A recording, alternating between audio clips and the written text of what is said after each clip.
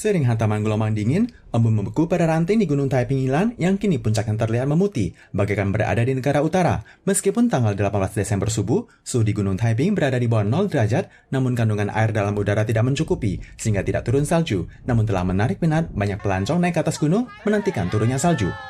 Kawasan Wuling Farm, Gunung Hewan pada tanggal 18 Desember, pukul 2 dini subuh, sempat turun salju pertama selama beberapa menit untuk tahun ini, yang kemudian berubah menjadi serpihan es. Namun di atas gunung telah dipadati oleh masyarakat yang hendak menikmati salju.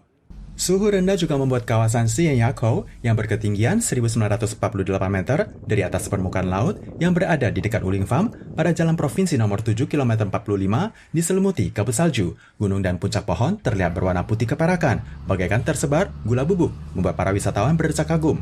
Meskipun mentari menampakkan sinarnya pada Senin pagi, namun pejalan kaki mengenakan semua perlengkapan pakaian musim dingin, ditambah dengan dampak radiasi pendinginan, tiupan gelombang dingin kali ini mencatat rekor terendah pada tanggal 19 Desember. Desa Emei Kabupaten Hsinchu hanya bersuhu 4 derajat, Sihu Miaoli bersuhu 4,5 derajat, Waipu Taichung bersuhu 6 derajat, sebagian kawasan di Yunlin, Hualien bersuhu 6,1 derajat, sementara untuk distrik Ta'an di kota Taipei sempat mencatat suhu rendah 7,9 derajat.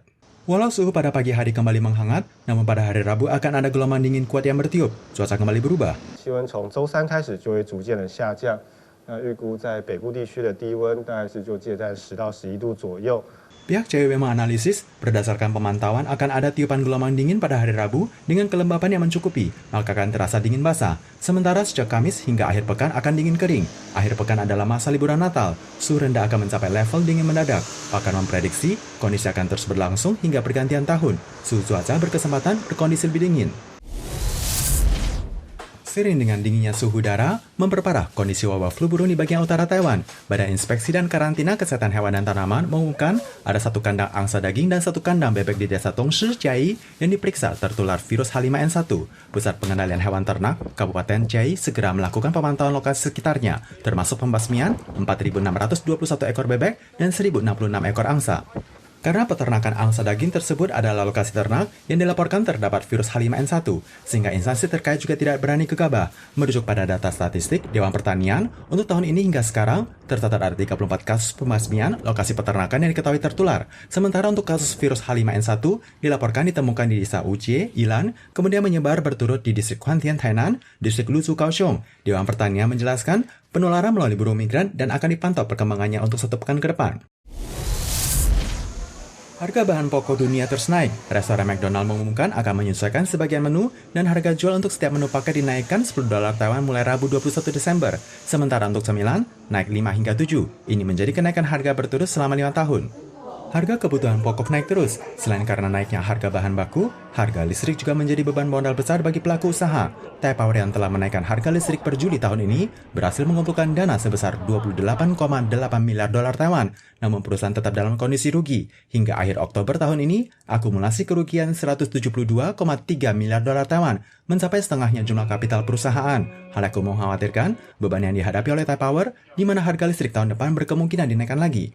Merujuk pada data statistik terbaru dari DGBAS, ada 17 produk kebutuhan primer yang alami kenaikan dibandingkan dengan periode yang sama tahun lalu. Biaya makan di luar rumah, bulan November naik 5,81% dibandingkan tahun sebelumnya. Jika menggunakan dana $10.000 per bulan sebagai bahan kalkulasi, maka biaya pengeluaran tahun ini bertambah $581 berbanding tahun lalu.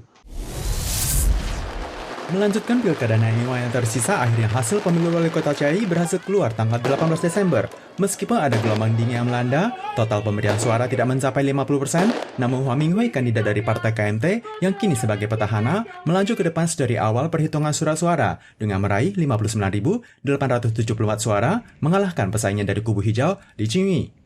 Kondisi pemberian suara dalam pemilu kali ini hanya mencapai 43,76%, terendah dalam sejarah. Namun pada akhirnya kembali kepada pertarungan antara kubu biru dan hijau. Hasil perhitungan suara, Hua Minghui berhasil menang 27.000 lebih suara dibandingkan lawan Li Qingyu. Tambah 1 kota lagi menang bagi partai KMT. Ketua Umum Partai KMT, Eric Zulilo menyampaikan tidak berani merasa puas sedikit pun. Sementara Ketua Umum sementara Partai DPP, Chen Shimai menyebutkan, selain menghormati hasil pemilu, Partai DPP juga akan terus melakukan introspeksi diri.